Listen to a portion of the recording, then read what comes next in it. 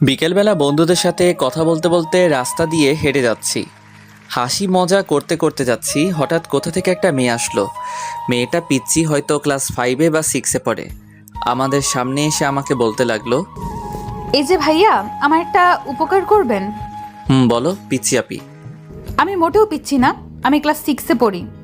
ও sorry, পিচ্চি বলো। আমি আমার বিড়ালটা হারিয়ে ফেলেছি, একটু খুঁজে দেবেন? কি? ভাইয়া প্লিজ, আমি আমার টমকে খুব ভালোবাসি। টমকে? টম হলো আমার বিড়ালের নাম, গাধা একটা। লে হালুয়া, আমি কেমনে জানবো তোমার টমটমের কথা?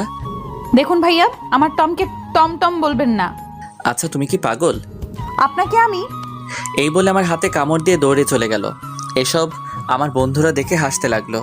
আমি ব্যথায় মা গো বাবা গো বলে চিল্লাচ্ছি, আর হারামি বন্ধুরা দাঁত কেলিয়ে হাসছে। তখন জিহাদ বলল, দোষ, কামড়টা কেমন লাগলো? আরে শালা মজা নিস, এদিকে আমি ব্যথায় মরছি। তোর কপাল এটাই ছিল। কি সুন্দর করে কামড় দিল। মেয়েটা এমন কেন করলো রে?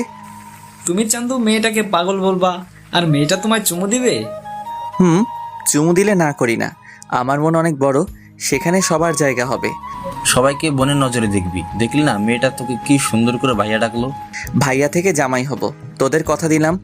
তার মানে আমাদের লেখক প্রেমে পড়েছে, এটাও সম্ভব?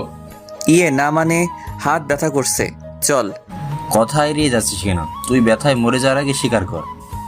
ঠিক, স্বীকার কর, না হলে ছাড়ছি না। আরে ধুর, রাগ দেখিয়ে লাভ নাই চান্দু। প্রেমে পড়ছি, এবার ছেড়ে দে।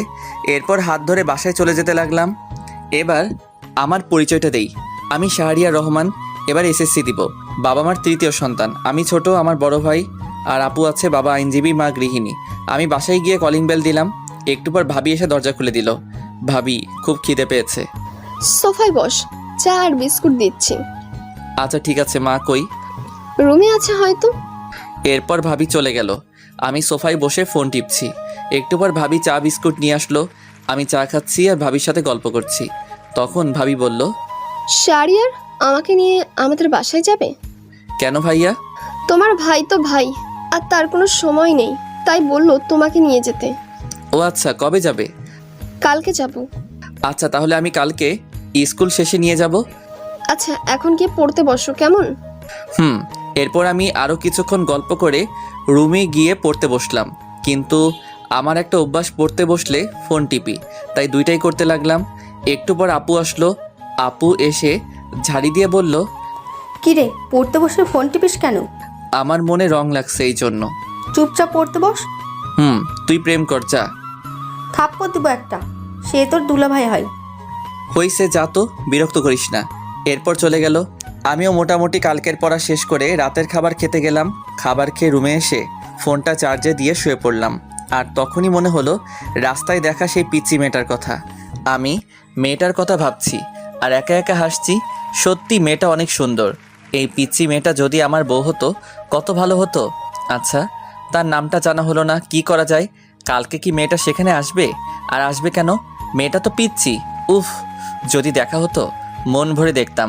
এসব ভাবতে ভাবতে কখন যে ঘুমিয়ে পড়লাম মনে নেই। সকালবেলা ঘুম ভাঙলো বাবার নীতি কথা শুনে। প্রতিদিন আমার ঘুম ভাঙে নীতি কথা শুনে। শালা এমন বাবা থাকলে জীবনটা শেষ। সকাল সকাল কি